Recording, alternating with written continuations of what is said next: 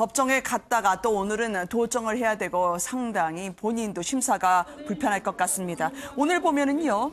이 재판 와중에 여당 지도부가 일제히 경기도로 달려갔던데요. 2조 원이 넘는 사회간접 자본 예산까지 주는 거를 논의하던데 이 와중에 힘을 실어주는 건 어떤 배경일까요? 김병민 교수님. 네, 이해찬 더불어민주당 대표와 이재명 지사가 가까운 관계다라고 하는 건 익히 알려져 있는 상황 아니겠습니까? 따라서 지금 현재 재판 과정에서 약간의 어려움에 처해 있는 상황이긴 합니다만은 이재명 지사가 재판을 잘 이겨낸다라면 경기도정을 이끌어 나갈 수 있다라고 더불어민주당 차원에서 힘을 실어주기에 방문한 것이 아닌가라는 생각이 들고요. 네. 이재명 지사 입장에서는 이해찬 당대표가 뒤에서 든든한 우군이 되어준다는 것이 큰 힘이 될 것이고 만약 이해찬 당대표가 없었다면 한때 친문진영 간의 갈등이 극대화됐던 상황이기 때문에 내부적인 정치적 상황은 어려워질 것이라 일단은 천군만마와 같은 우군을 얻은 것 같은 느낌이 들 것 같다는 생각이 듭니다. 네, 검찰은 계속 강경합니다. 왜냐하면 이재명 경기지사 외에도 부인 김혜경 씨를 증인으로 세워야 된다고 하던데요. 김 변호사님, 그건 왜 그렇습니까? 그러니까 김혜경 씨와 그 조카의 통화하는 그 내용 중에서 강제 입원이라는 단어가 나와요.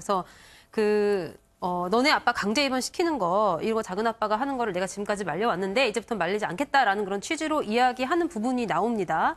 이제 그래서 저런 단어에서부터 지금 계속해서 이제 강제 입원이라는 단어를 모든 언론과 뭐 어떻게 보면 뭐 다 같이 우리가 일반인들이 전부 사용을 하고 있는 것인데 그런데 이제 강제 입원이라는 것도 굉장히 사실은 그 법률상으로는 여러 가지 종류가 있는 겁니다. 그래서 그 본인이 스스로 걸어서 들어가는 것이 아니라는 측면에서는 강제 입원이지만 그렇지만 이제 이재명 지사 입장에서는 이것은 진단을 위한 평가 입원이다. 그래서 평가 입원 제도라는 것이 사실 마련되어 있어서 이제 그런 취지에서 평가 입원을 위해서 일단은 데려가려고 했던 것이다라는 그런 변명을 계속 하고 있는 상황입니다.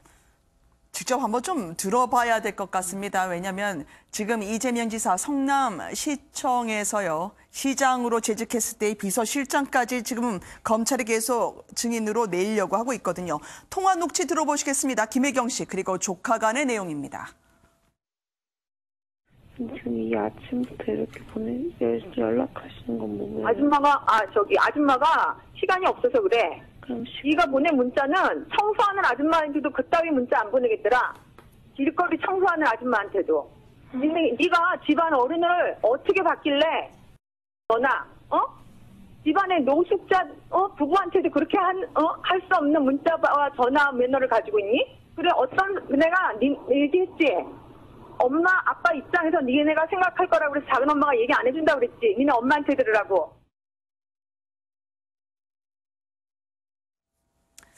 보통은 이제 조카하고 이렇게 살벌한 대화는 잘 안 하기 마련인데 이에 대한 입장문을 이재명 지사 측에서 냈습니다. 장희찬 평론가님, 이게 뭐 강제 입원 그렇게 고지고대로 해석할 일이 아니다라고 하던데요. 네, 여기서 이제 김혜경 씨가 말한 강제 입원이 정신보건법에 의거한 정신질환 진단을 의미하는 것이다라면서 기존에 이재명 지사가 자신의 친형을 이렇게 진단받게끔 도와줬다. 그런 주장을 되풀이한 셈입니다. 그러나 통화 녹취록 정확한 내용을 보면요.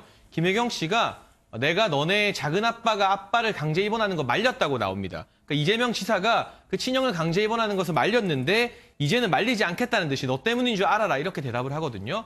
우리의 국민적 상식으로 보면 이 강제 입원과 정신질환 진단 사이에는 상당히 많은 거리감이 있는 게 사실입니다. 그리고 이 부분은 단순히 이 조카와 이 삼촌 사이의 감정적 갈등, 가족 문제가 아니라요.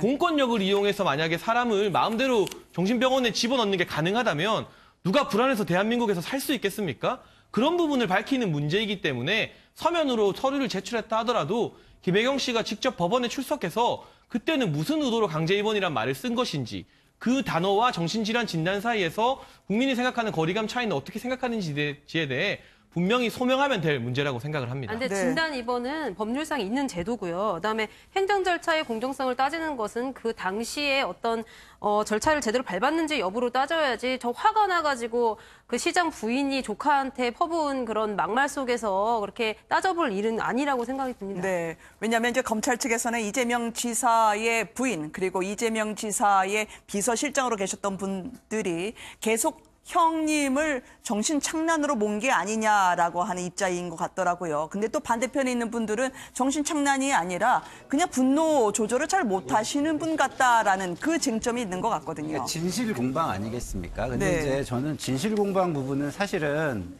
국민들이 별로 그렇게 이거 듣고 싶어 하지 않을 거라고 저는 생각하고요. 전 이런 겁니다. 그 당시 구정신보건법에서는 이것을 네. 그 강제 진단을 할 수 있게 하지만 그 당시에 이게 위헌 그 청구가 엄청나게 많이 들어가거든요. 네. 그러면 인권 변호사라는 분이 이것이 인권적으로 지금 굉장히 문제가 많아서 사회적으로 엄청난 문제가 되고 좀 아까 장해찬 평론가가 얘기한 것처럼 그것이 인권을 그 탄압하는 게 된다는 걸 네. 몰랐을까라는 부분에 대해서 저는 네. 그 인권 변호사가 이런 거를 했어야 했을까라는 부분에 대해서는 저는 의구심이 있습니다. 알겠습니다.